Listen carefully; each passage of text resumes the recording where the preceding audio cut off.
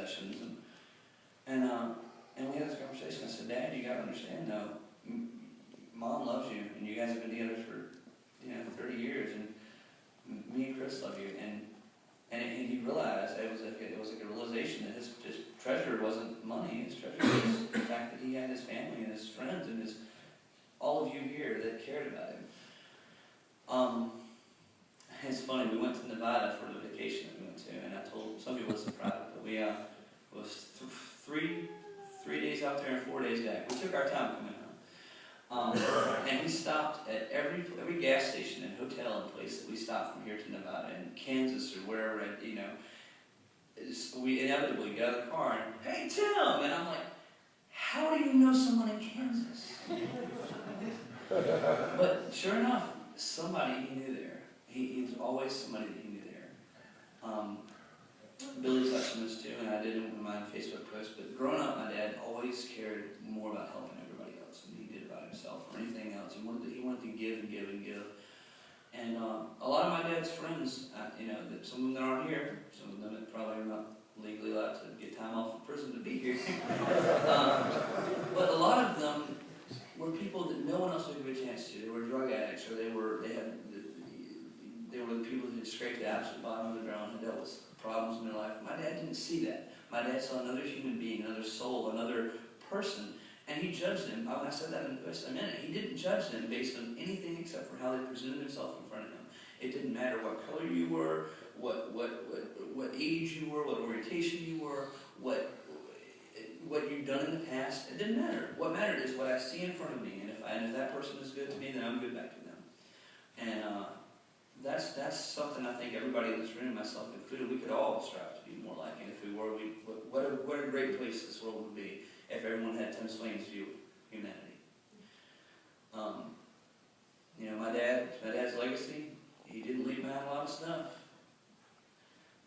but he left behind a lot of memories and a lot of smiles and a lot of good times and a lot of ridiculousness, But it was all for a purpose. It was all to make us smile. It was all to make us happy. That was what my dad always talked about. He was going to sell books on eBay, and he's going to do this and that.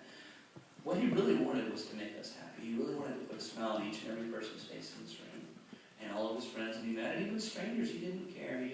You look down, you need to be cheered up. My dad had such a simplistic view of this world, really, and all he ever wanted was to make people happy. All he ever desired in life was to make people happy. I remember having a conversation with him about a year ago when everything started kind of going downhill, and I said, Dad, you probably don't have a lot of time left. You should think about what you want to do. You have a couple things that are worth a couple dollars at the house, and if you want to take a trip to Hawaii, sell them. Now is the time, And he kind of gave me some lip service, and yeah, I'll think about that. But I realized a little later on, he didn't care about a trip to Hawaii. He wanted to talk to Billy, and he wanted to talk to me, and he wanted to talk to Donna and Chris and Nicole and Marina and all of us. He wanted to conversate. He wanted to bond with people. He wanted to continue to do what he could to make our lives happy. And when he called us, and he didn't want us, I was going to tell her or something. When he called us, and he wanted, in the middle of the night at 3 o'clock, when he called Billy and said, hey, what you doing? It wasn't to wake you up or to bug you. He just wanted to talk to you. He wanted to see if he could put a smile on your face. He wanted to brighten your day a little bit. He thought that talking to him would brighten your day, and he wanted to brighten it.